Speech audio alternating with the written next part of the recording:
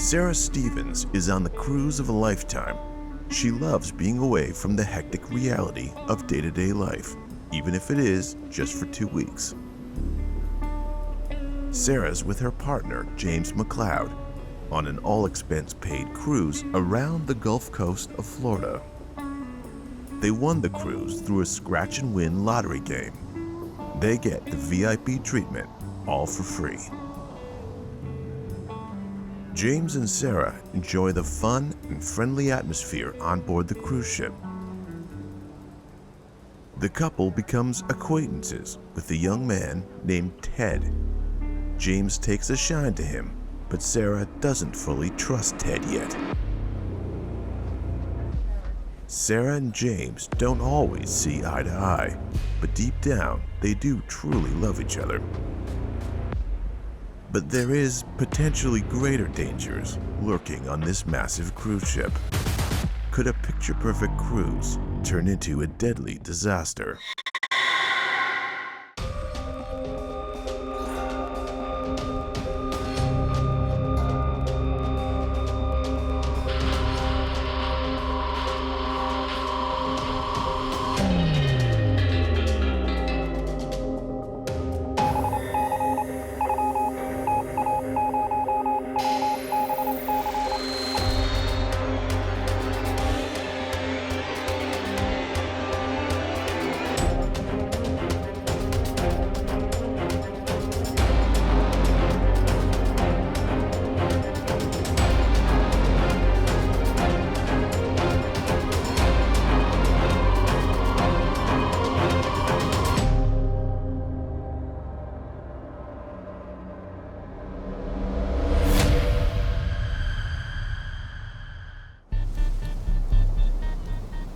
Off the coast of Florida, a massive cruise ship is making its tour of the Gulf of Mexico. There are over 1,200 passengers on board. Among them is a young couple enjoying an all-inclusive free vacation. But is there a darker side to their lives that they're bringing along with them? Sarah Stevens grew up in Atlanta and moves to South Florida to attend college. Sarah takes a part-time bartending job to help pay for college and is able to balance school and work for the first year. Her sweet and gentle disposition makes it easy to attract new friends. She quickly becomes acquainted with her coworkers. I met Sarah at a restaurant that I was working at, and she was always cheerful and smiley, and she was the nicest person I've ever met. But it's not only her coworkers' friendship that she attracts. It's around this time that Sarah meets James McLeod while at work. James is a few years older than Sarah and never went to college. He's a regular here. He comes in almost every day after work, especially when Sarah's working. It isn't long before the two of them strike up a relationship. James and Sarah move in together after only a few months, but the honeymoon phase is quickly over. For the holiday season, the bar owner gives a bonus and a lottery scratch card to all of his staff in a kindly gesture. Sarah wins an all-inclusive cruise ship voyage around the Gulf of Mexico for 2 people, the ultimate grand prize. She feels for once that she's getting a lucky break. Through all the hard times in her life, Sarah had never given up hope, and now she gets the opportunity of a lifetime. She's finally getting the chance to travel and see the world a little, and she gets to go with James, the love of her life.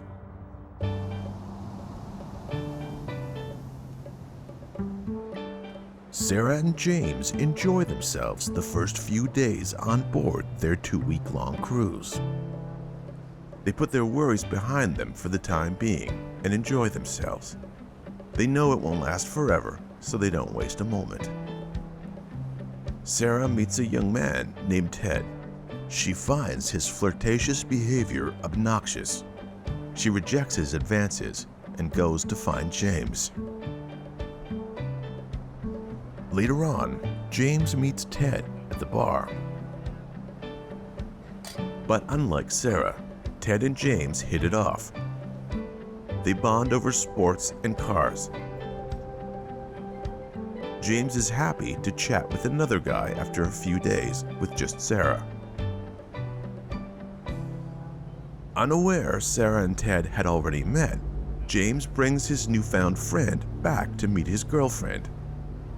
Sarah's not happy with James, but he's none the wiser. Ted is making Sarah very uncomfortable with his extended stares. Could Ted have intentionally made friends with James to get closer to Sarah? James does not seem to notice, or perhaps care, that Ted has taken a fancy to Sarah. He now has a new audience for his tried and tested jokes and classic stories that Sarah has heard 1,000 times. Intoxicated and enamored with his new friend, James insists Ted join them for dinner. Sarah protests, wanting the leering to end for the night, but James wins out, as he always does. At this point, James becomes so oblivious to Sarah and all of her emotions that he doesn't even notice her getting upset at dinner. Ted can barely take his eyes off her. James wants to know why Sarah isn't eating her meal. His demeanor is aggressive as he inquires why she isn't interested in their conversations. She can barely sputter out a response before she starts crying and runs out.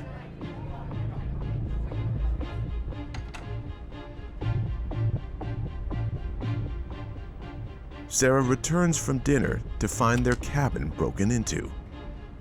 With clothes strewn everywhere, Sarah finds her laptop, her jewelry, and all the rest of their valuable items. Is anything even missing? In an instant, Sarah realizes the only thing missing is her underwear. Sarah is repulsed by the invasion of privacy and the sexual nature of this crime.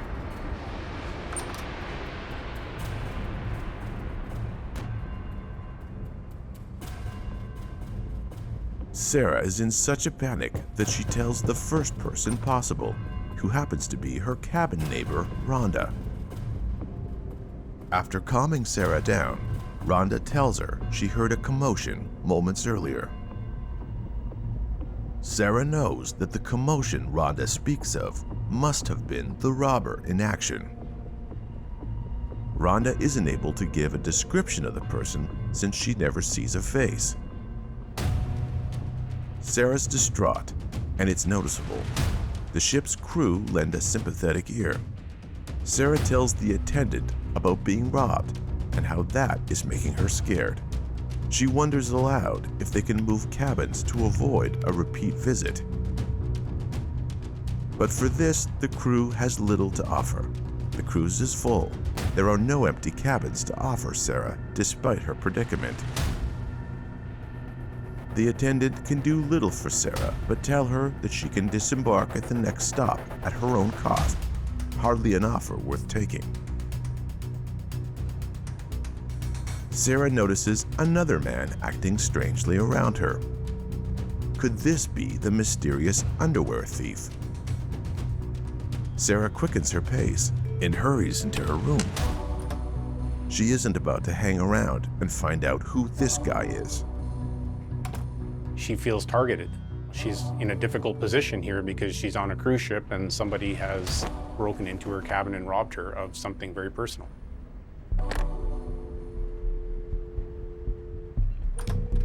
When James arrives back at the room intoxicated, he's upset and wonders what happened to their cabin.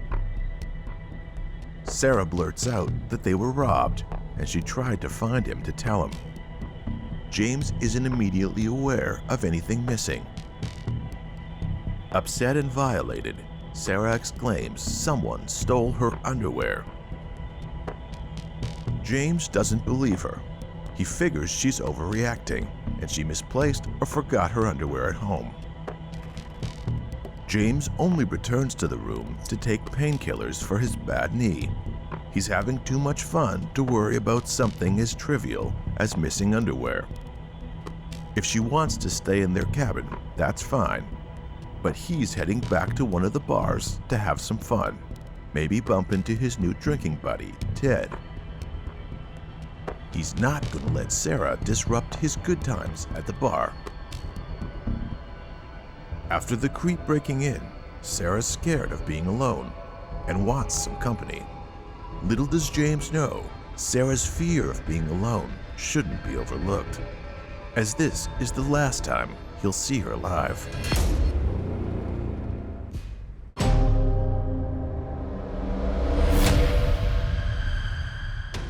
Sarah Stevens wins the trip of a lifetime through a lottery game, an all-inclusive 2-week cruise around the Gulf of Mexico. She's excited to get away from the hustle and bustle of everyday life and spend 2 whole weeks with her longtime boyfriend, James McLeod.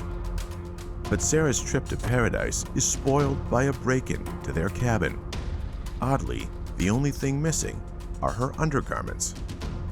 Is there a stranger on board looking to steal from Sarah, or maybe more? James and Sarah have met a new acquaintance, Ted.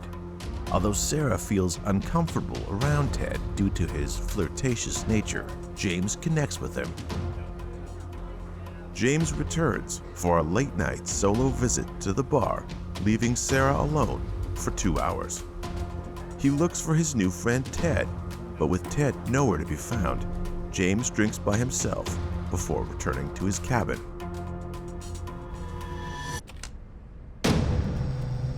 James finds the body of his girlfriend, Sarah Stevens, in their cabin. At first glance, it appears to be a suicide. But what drives a young woman to such lengths when she has so much to live for? Then I got the news that Sarah committed suicide, and I was like, no way. That's not Sarah. And I was just confused. Traumatized, James cries for help as he backs out of the room. Ted's cabin is nearby. He hears James' cries for help and rushes over. James tells Ted he found Sarah hanging and took her down to see if she was alive. But he was too late. James' emotions run wild, but security needs to clear the scene so it can be preserved. Once an incident occurs and it's determined that it is in fact a crime scene, it's very important that investigators preserve the scene as closely as possible to the way they found it. Evidence is there, trace evidence is there that may easily be contaminated or washed away, removed. So if we don't preserve that scene, that evidence is gone forever. Sarah's cabin neighbor, Rhonda, comes forward to the cruise ship staff to see if they are following up on the robbery at Sarah's cabin earlier that evening. Could her death and the robbery be connected? As an investigator, when somebody reports having been the victim of a crime, even a relatively petty theft, and then turns up dead, absolutely those 2 items would be connected in the mind of the investigator. James McLeod is distraught, but sits down with investigators. He hopes to uncover what happened to his girlfriend, who seems to have died from an apparent suicide. James almost immediately brings up his new drinking buddy, Ted, in a suspicious matter. He insists the captain bring Ted in.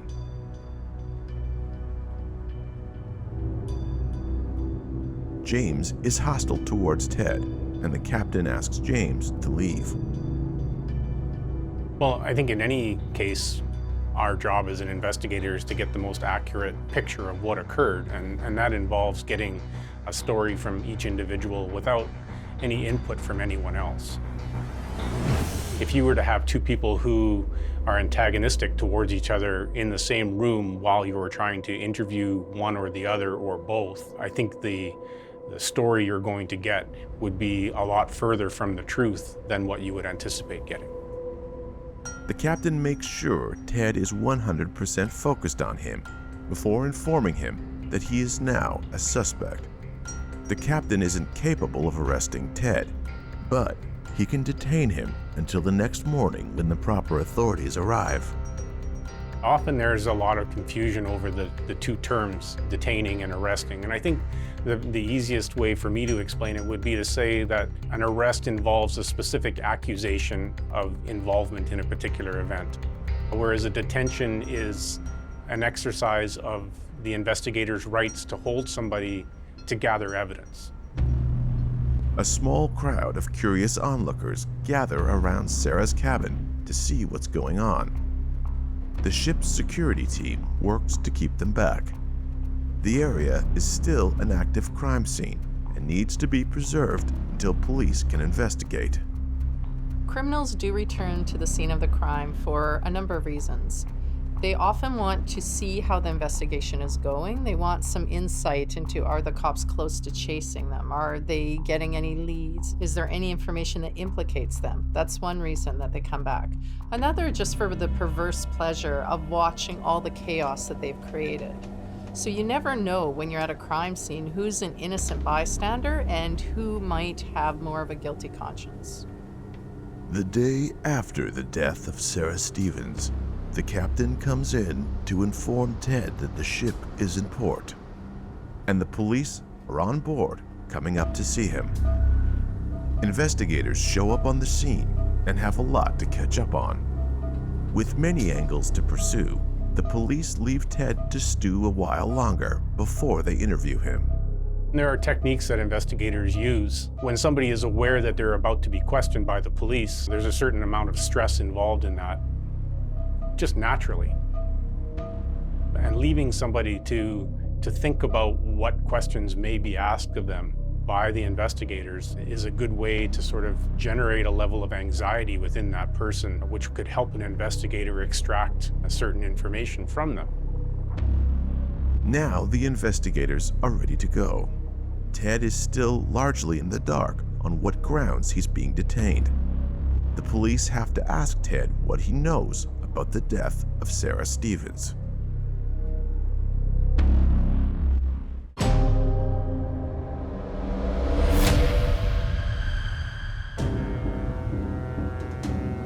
Sarah Stevens and her boyfriend James McLeod are on the trip of a lifetime. Sarah wins an all-inclusive cruise around the Gulf of Mexico through a scratch-and-win lottery game. But tragedy strikes. James finds Sarah dead by apparent suicide. But could there be foul play involved? Could her death be a frame-up to let the killer avoid detection? The cruise ship docks the day after Sarah's death.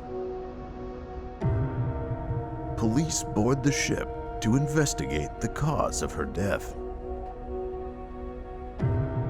They only have a few hours to inspect the crime scene, collect evidence, and interview suspects before making an arrest so the cruise can continue.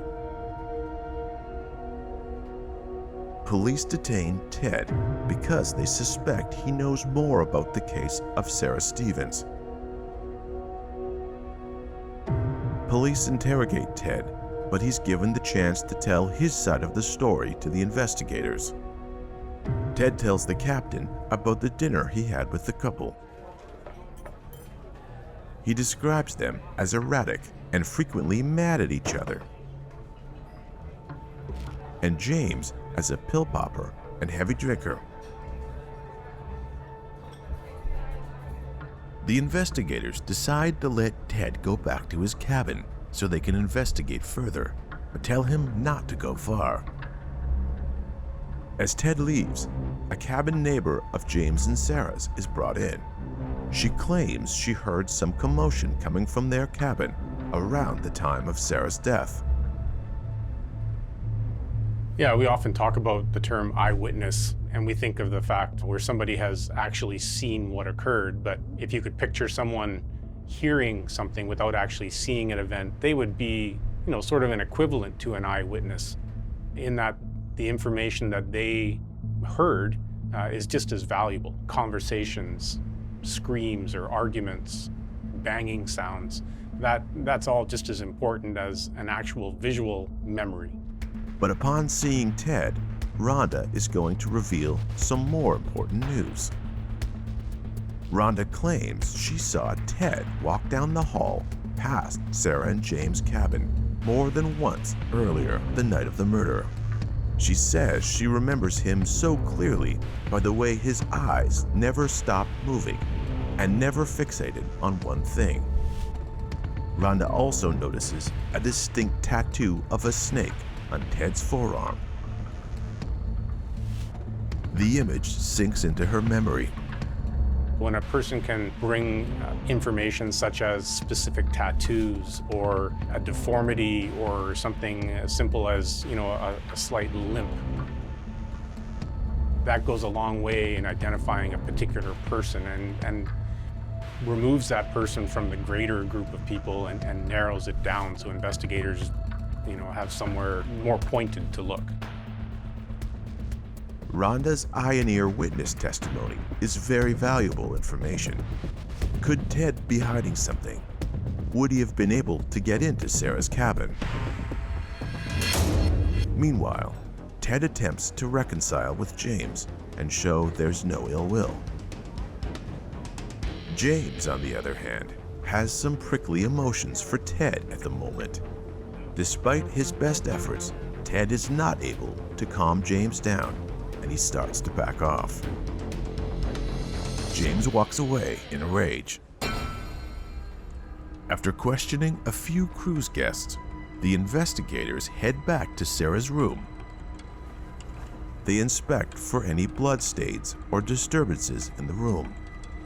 Some clues are easier to find than others. A laptop cable is left in the room, but with no laptop, it suggests some items were taken from the room, and whoever did it was probably in a hurry. Well, in this particular case, the items that are stolen, while, we don't have them in front of us, knowing what they were is a type of evidence. Very personal items point to the fact that this is perhaps a crime that involves somebody known to the victim. Laptops, which we use for email and social messaging and that type of thing, are almost like a diary. They provide first-hand accounts of the victim's story, which, wouldn't be known to the perpetrator. Investigators call Ted back in for more questioning. He continues to assert that he knows nothing about Sarah's death, but he offers to go into more detail about what he observed while spending time with James and Sarah. Again, Ted describes their relationship as erratic and Sarah as a depressed person. He makes the point of telling how much James was drinking. Ted then points out that James was addicted to his painkillers. He describes James as having violent mood swings between incredibly personable and wildly ruthless, and it's evident to everyone around them that Sarah takes the brunt of James's mood swings. Investigators take this information down, but they really want to know where Ted was in the hours when Sarah died. Ted tells them he was alone in his cabin, reading a book. Let's hope none of us are so unfortunate as to know someone who's been murdered and not have a proper alibi. This is what happened to Ted. While his story is believable, he has no one to back him up. His story is that he went back to his cabin and spent the night alone. Sounds truthful, but there's no one to say whether it is or not. Ted is at his wit's end with the investigators. He's telling them all he knows. But is he being truthful about his whereabouts that night?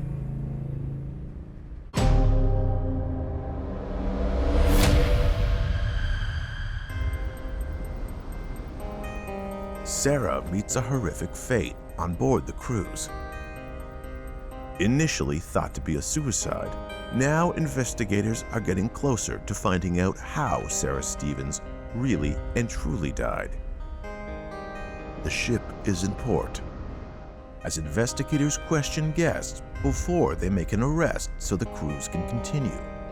One of those guests is Ted, who was an acquaintance of both James and Sarah. He's a key suspect, but claims James is an alcoholic pill popper, and Sarah is a depressed woman. The ship's passengers are getting annoyed that their vacation is being delayed by the police. But little do they know, investigators have just uncovered a critical piece of evidence. The captain is able to provide investigators with the ship's log. From that document, they can determine how many times a key card is used to enter a specific cabin. Yeah, when we're talking about the electronic key cards, which gives them access to their room, that system tracks when they enter their room, where they go on the ship, whenever they need to swipe their card. There is an ability to track passengers on the ship through the use of their scan cards. The records show that neither Ted nor Sarah's cabins were opened with the key card in the time in question. But it doesn't have any proof that they weren't opened from the inside.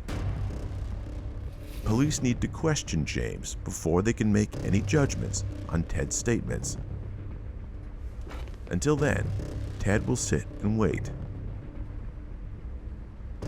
As the coroner's office takes the body away for further examination, the investigators move on to interview James. If a person's in an intimate relationship with someone, statistically, we would believe that perhaps that partner might be involved because of the high level of emotion involved. So their relationships become important. As James is being questioned about finding Sarah's body, he becomes emotional. The police allow him a moment to grieve. After all, his longtime girlfriend has just died. But when investigators bring up Ted, they see a different side of James. He lashes out and his eyes become wild. The police are able to calm James down, but they exchange a glance. Maybe James does have a temper. James tells investigators his side of the dinner he and Sarah had with Ted. James describes Ted as fixated on Sarah. When pressed, James denies being drunk and instead claims Ted was the one who was drunk. Police note the inconsistency. Sarah and James' cabin neighbor is already familiar with the police who are investigating. She tells them about seeing Ted outside their cabin. Rhonda returns again to get an update on the robbery, which occurred the same evening as the murder. To her surprise, the investigators hear this for the first time. She assumed security would have filled them in on the situation. The front desk attendant apologizes for forgetting the incident, but remembers to tell investigators that the security footage is ready for them to view.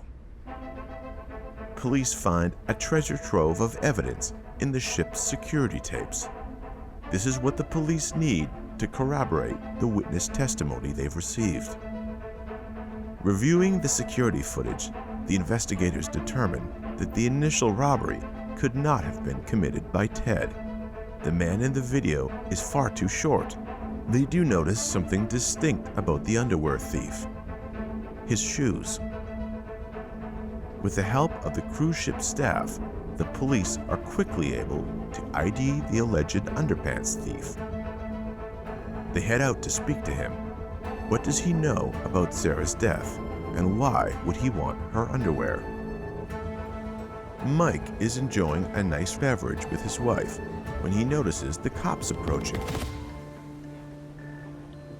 He panics. He knows why they're there. Sandra, his wife, is entirely confused when the investigators walk up and ask Mike to come with them. Investigators bring Mike to his room. They need to search it to see if he is in fact the one who burglared Sarah's underwear. Well, anyone that's considered a suspect in a crime, we would want removed from the crime scene as quickly as possible. to avoid having them contaminate the crime scene or destroy any evidence that may be there. So obviously having them removed is important to the investigation. In fact, Mike turns out to be the underwear robber, a disturbing behavior on its own, but is it enough to be motive for murder? Could there be more that Mike is trying to hide along with the stolen underwear? With 3 suspects, the investigators are closing in on an arrest so the crews can continue. James, Ted, and Mike are all on the police's radar. But they need cold, hard evidence before they take anyone away and determine if Sarah's death was suicide or a murder. As investigators continue their probe into Sarah's death, a laptop has gone missing from Sarah's cabin. Police have yet to turn up this item in a ship-wide search. They decide it's more likely that it has been destroyed to hide the evidence than stolen.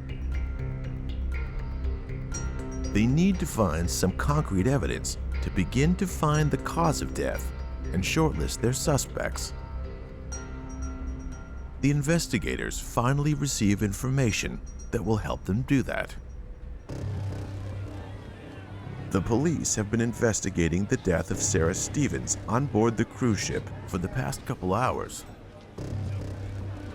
There are 1,200 passengers on board who are getting angry about the cruise's delay, which will continue after the police wrap up their investigation. Ted is very involved in the group calling for the ship to set sail again. Investigators are wary of moves like this. With the new information they just received, the investigators decide to bring Ted, James, and Mike back in for one final round of questioning. The initial autopsy does not show marks around the entire neck, nor has the neck been stretched or broken. This means she probably didn't hang herself, but instead was strangled. If this is true, what are James, Ted, and Mike not telling the police? Could they have worked together, or is there only one murderer of the 3?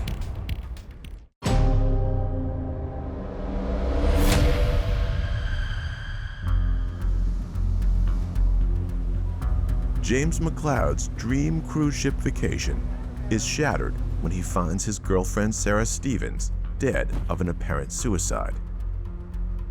The police need to tie up a loose end, and they call Ted in to answer why he was lurking outside of Sarah's room. He responds that he felt awkward about attending dinner with them and was going to cancel their plans. They come to the conclusion that Ted is in fact telling the truth. The video shows Ted lurking in the hall and leaving when Sarah's cabin neighbor Rhonda approaches. This is backed up by Rhonda's statement earlier. The footage from later that evening shows that he doesn't leave his cabin until after Sarah's body's found. Ted is free to go back to his cruise. With Ted no longer a suspect, this leaves only Mike and James. They bring Mike in for questioning first, and it's time to face the music. They know that he desires Sarah's undergarments, but how far is he willing to go to get them? Mike immediately denies everything related to her death. His wife is his alibi. Sandra is able to corroborate everything Mike says. They are in their cabin at the time of the murder. Police are able to back this up with the security footage from their hallway. With no evidence connecting him to the death of Sarah Stevens, Mike is let go. He is a profoundly strange person, but he's innocent of murder.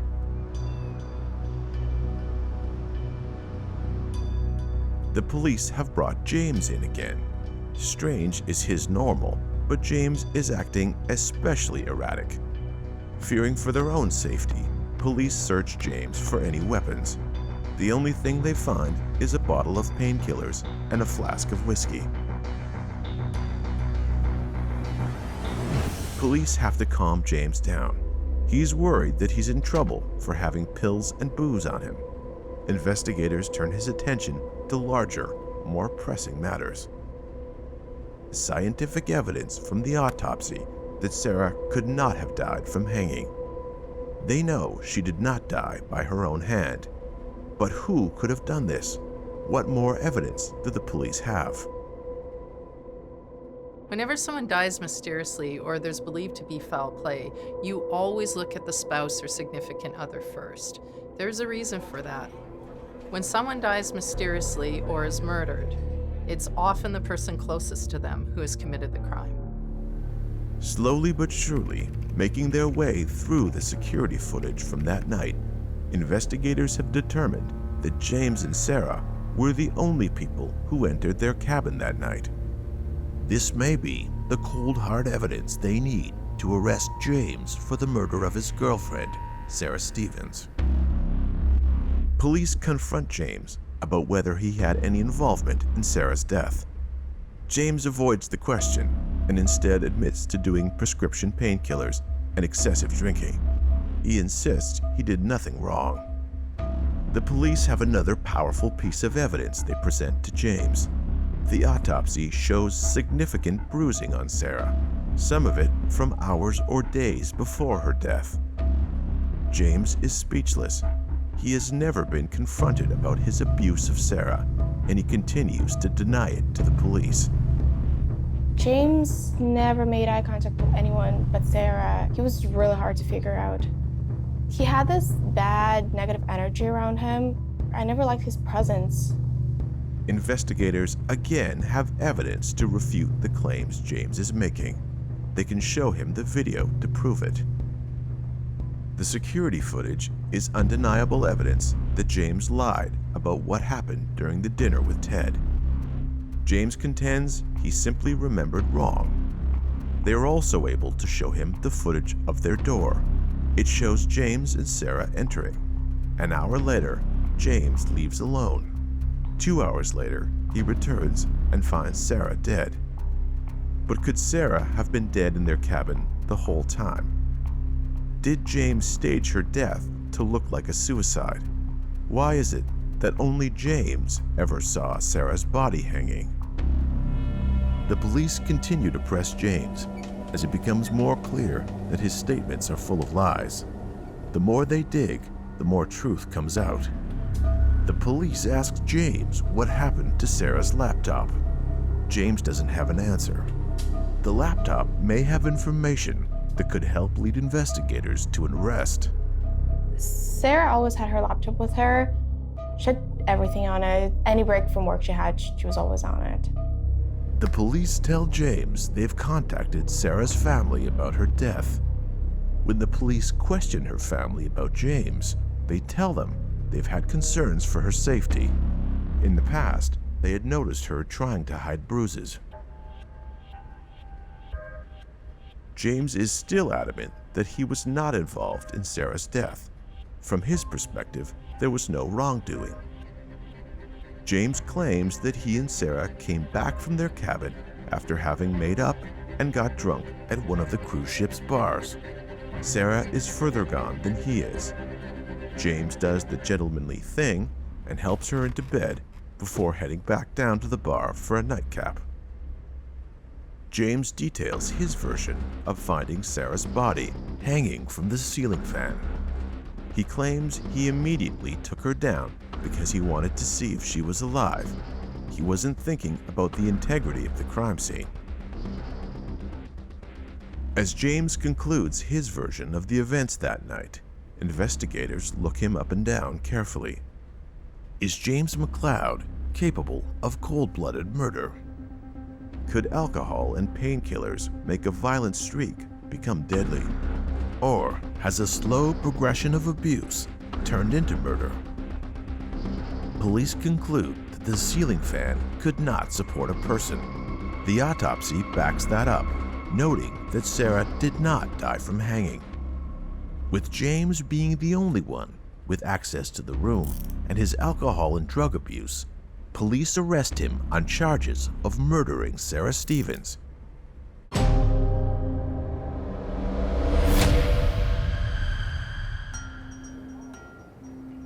James is brought to prison, where he is met by his public defender lawyer. James knows his chances are slim at a criminal trial. His lawyer tells him they should aim for the lesser charge of manslaughter. It is the only way to avoid having the book thrown at him in trial. Or does he have a deeper plot to avoid responsibility for his alleged crimes? Making a murder look like a suicide is a horrible thing to do. Just think about it, all the guilt that the victim's family will go through, wondering why they didn't notice anything was wrong, why they didn't see the signs, why would this person have killed themselves? You're putting the victim's family through another level of torture that isn't necessary.